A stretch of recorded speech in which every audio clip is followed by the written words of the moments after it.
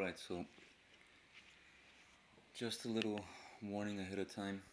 It is hotter than shit in this garage, and there's a lack of oxygen. So, for some reason, uh, just in case I'm unable to acclimate to talking normally, um, I believe it's because it's hot in here. Anyways, hello everyone. Sending greetings to all my fellow Americans on this day, October 12th, for no other reason other than I sincerely hope that you guys are doing good throughout these times. I want to ask for forgiveness because it's been months that I haven't bothered to do any recordings, and I think the only reason that I even mustered enough motivation to speak up is because, we have all these people, all these celebrities who don't hesitate to speak up and, you know, inform the public of whatever their opinion is. And we never have regular people who are not celebrities speak up and, just carry a conversation of what's going on in our country. So it's been months and so many things have happened. We've had George Floyd, Breonna Taylor. We've had politics. And there's been protesting. And all of those issues affect you and I. It doesn't matter what color we are. They are affecting the country. I wanted to talk to you a little bit tonight about truth. First of all, this day, we don't have to dig deep in our hearts to know the truth. And the truth about it is that America was already settled by American natives. So I don't want to go, I didn't specifically mention that to go too deep into it. I mentioned it to give you an example. I believe that the most important thing that I wanted to talk about tonight was about politics. And hold on guys, hold on. I know I mean I want to say people like me. So if you look at me and you can relate to me just by looking at me, I think that people like me don't like to talk about politics. We tend to stay quiet, and a lot of the times you're only hearing well-known people's opinions on what's going on in our country. And I mean, I'm not going to mention anybody's name specifically, but I want for people to be able to see this video and for you to apply your own truth to what you're hearing from me. I'm not trying to sit here and deceive you or give you my opinion. I strictly want to talk about truth tonight. So I think that the best thing for me to talk about tonight is politics. Unfortunately, as I was saying, people like me don't like to talk about politics, and they stay quiet. And when we stay quiet, our voice isn't heard. And I don't want my voice to be one of persuasion. I don't want my voice to make you think otherwise. That's why I'm specifically telling you that each and every single one of us has our truths, and I certainly hope that our truths are based on fact and not just our own perceptions, because obviously our own perceptions can be biased. We, as human beings, if we're not able to, I suppose, know the truth, our own perceptions are able to be influenced by deceitful people. And once again, I highly stress that that's not what I'm trying to do here. So, getting to the point. The point is that as we approach election day, as a matter of fact, tomorrow the 13th, early voting starts. So as we approach election day, I certainly hope that whenever we go in there to cast our vote, and yes, it is important, every vote does count. Whenever we go in there to cast our vote, that we don't allow our own bias to sway our decisions, that we go based on facts. So, one of the things that I want to mention to you all is we have two candidates. One candidate who has been a career politician. He's actually served 47 years in politics. And we have another candidate who, prior to this, has never actually served in any office whatsoever, except for the 4 years that he served as President of the United States. So,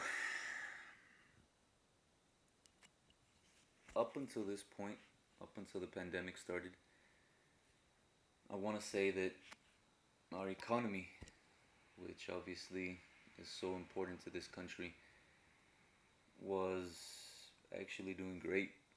You know, it had actually been at one of the highest levels, one of its highest levels that it had been since, I mean, suppose Bill Clinton erased this deficit. And guys, please, please, once again, apply your own truths to this. I didn't specifically research, to give you guys, you know, I feel like I just sort of contradicted myself. Okay, it is fact that Bill Clinton erased the country's deficit, and that is why I specifically said what I just said.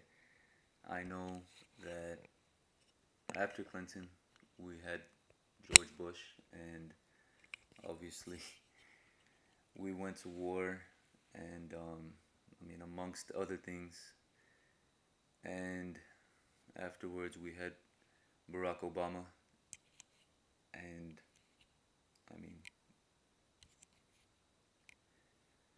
I honestly can't think of a single thing that President Obama did besides provide health coverage to people who previously had no coverage. And it's almost a two-sided story to the good that he did, because obviously, you had people who earned above a certain threshold or a certain, amount of money that did not qualify for the Affordable Care Act medical coverage, such as myself. So, while my uncle, for example, wonderful, was he could now afford medical insurance.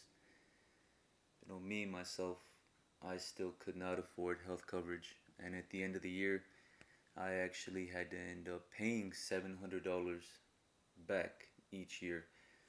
So once again,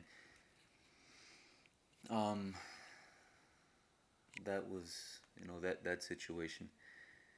So Donald Trump, who previously had no experience being a politician whatsoever, was voted into office, and the way I like to think about that is that it gives me,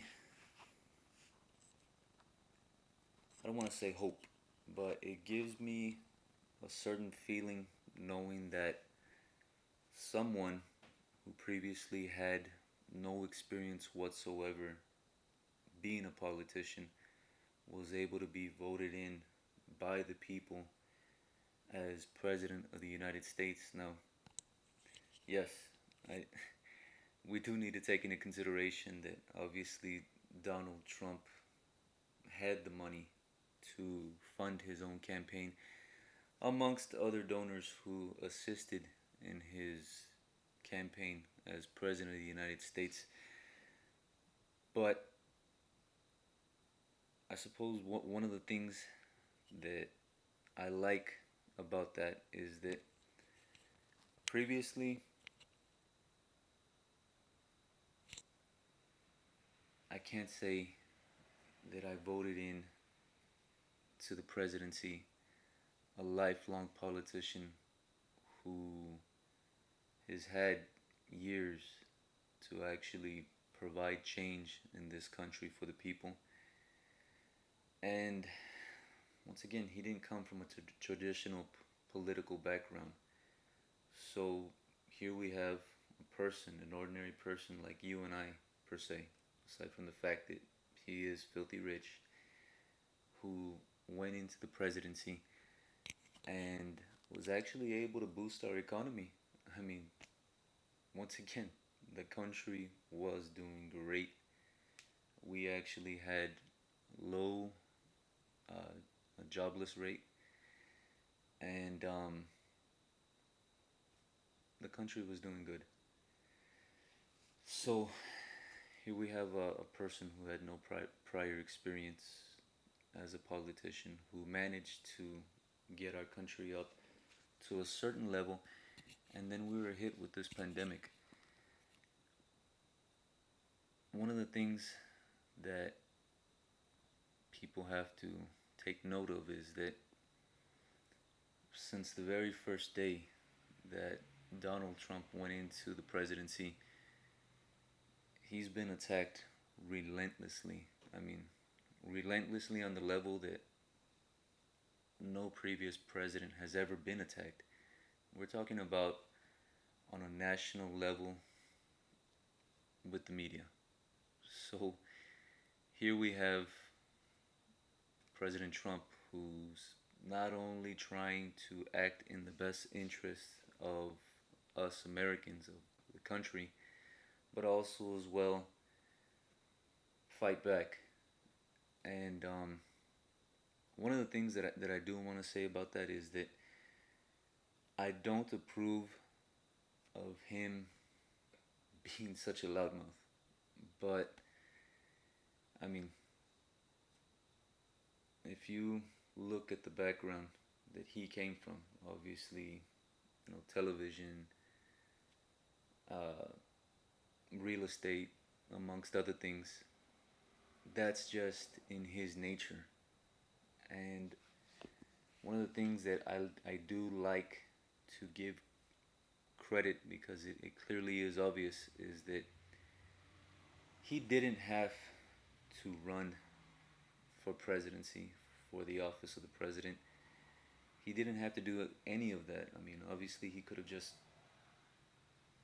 sat back and enjoyed his money, similar to the way other people who are filthy rich sit back and enjoy their money. I do know that, yeah, yes, he did do it for his own reasons, such as his ego, which is part of the reason that He doesn't just shut up and do his job, but us being as imperfect as we are, each one of us is guilty of doing something to that extent. So I can't judge or pass judgment on Donald Trump for him being Donald Trump. But what I can pass judgment on is the facts, the truth, and judging from how the country was doing. That's the way I judge Donald Trump.